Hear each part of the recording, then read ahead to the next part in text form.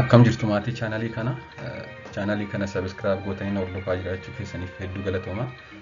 Amma kan isin qabadhee jiru waa'ee aannan gaalaa fi daa'imman ilaalchisee barnoota baay'ee barbaachisaa ta'e tokkoon isin qabadhee jira. Hanga dhumaatti hordofaa, akkasumas kanneen kanaan dura chaanalii kana subscribe godhin subscribe godhaa. Aannan yeroo hedduu daa'immaniif kennamu jechuunis akka biyya keenyaatti aannan yeroo hedduu daa'immaniif kennamu kanneen akka aannan loonii fi aannan re'eedha. Kanneen kana caalaa qabiyyeen isaa kan aannan dhala namaa wajjin wal fakkaatu, aannan harma haadhaa wajjin kan wal fakkaatu aannan gaalaadha. Aannan loonii aannan re'ee caalaa jechuudha. Kanaaf aannan gaalaa aannan jiran keessaa amala aannan dhala namaa fakkaachuu kan qabu qabiyyee isaadhaan aannan gaalaadha jechuudha. Kanneen uumamaan jiran keessaa. Sababa isaas yoo kaasne inni jalqabaan gosa pirootinii beetaa laktoogloobuliin jedhamu kan yeroo hedduu allerjii fiduu danda'u. Aannan keessa kan yeroo hedduu allerjii fiduu aannan loonii keessa, aannan re'ee keessa, aannan adda addaa keessa yeroo hedduu kan allerjii fiduun beekamu gosa pirootinii beetaa laktoogloobuliin jedhamutu jira. Kuni aannan keessa aannan lama qofa keessa hin jirtunis aannan dhala namaa fi aannan harma haadhaa fi aannan gaalaa qofadha jechuudha. Kanaaf aannan gaalaa allerjiin fidu jechuudha yeroo hedduu. Maaliif wanta beetaa laktoogloobuliin jedhamu pirootinii akkasiin qabu waan ta'eef amala allerjii fiduu hin qabu jechuudha. Akkasumas gosa sukkaaraa garaa daa'immaniitti bullaa'uuf ulfaatu kan laaktoos jedhamu xiqqoo qofa qaba waan ta'eef garaa daa'immaniitti ni salphata. Gosa aannan jiran keessa kan hanga aannan laaktoos xiqqoo qabu, gosa aannan uumamaan jiran kan bifa aannan foormulaadhaan gurguraman osoo hin ta'in aannan uumamaan jiran keessa kan hanga laaktoosii xiqqoo qabu, gosa sukkaara laaktoosii aannan harma dhala namaa fi aannan gaalaadha jechuudha. Kunis faayidaan isaa maadha? Garaa daa'immaniitti hin ulfaatu jechuudha aannan gaalaa. Kunis egaa akka aannan gaalaa kun aannan dhala namaa wajjin baay'ee wal fakkaatu taasisa jechuudha. Kanaafuu tokko pirootinii allerjii fiduu kan hin qabne aannan keessa, aannan uumamaa keessa aannan dhala namaa fi aannan gaalaa qofadha. Lammaffaa hanga laaktoos jedhamu sukkaara garaa daa'immaniitti ulfaatu bullaa'uuf kan xiqqoo qabu aannan dhala namaa fi aannan gaalaa qofa jechuudha.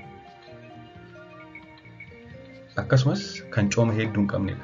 Faatii hedduu kan hin qabne, cooma kan daa'immanii hin furgisne, kan cooma hedduu hin qabne keessaa aannan gaalaa isa tokko jechuudha. Akkasumas immoo wanta farra jarmootaa xixiqqoo ijaan hin mul'anne kanneen akka baakteeriyaa, kanneen akka vaayirasii fi kanneen akka paaraasitaatoota adda addaa kan dhibee fiduu danda'an daa'imman irratti dhabamsiisuuf danda'u wanta laktooferin jedhamu hedduu waan qabuuf dhibeewwan adda addaa daa'imman irraa ittisa.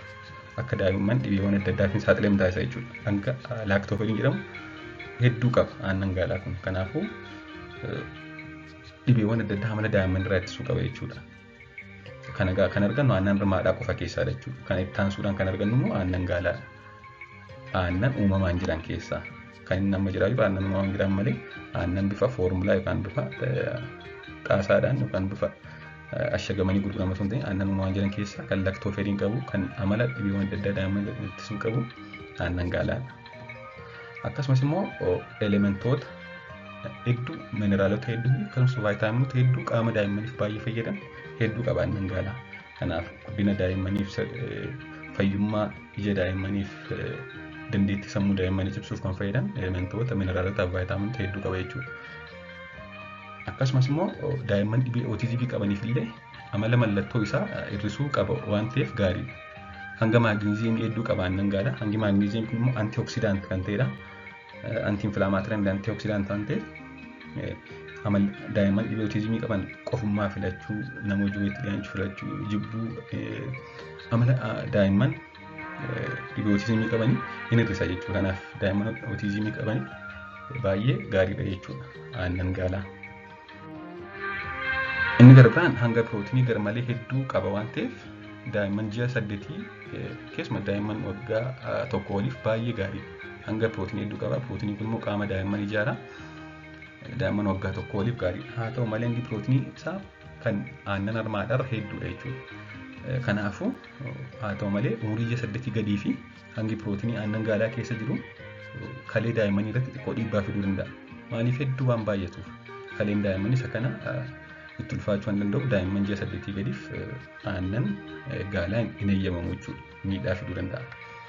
Kanaafuu daa'imman ji'a 8 oliif kan aannan gaalaa kennamu.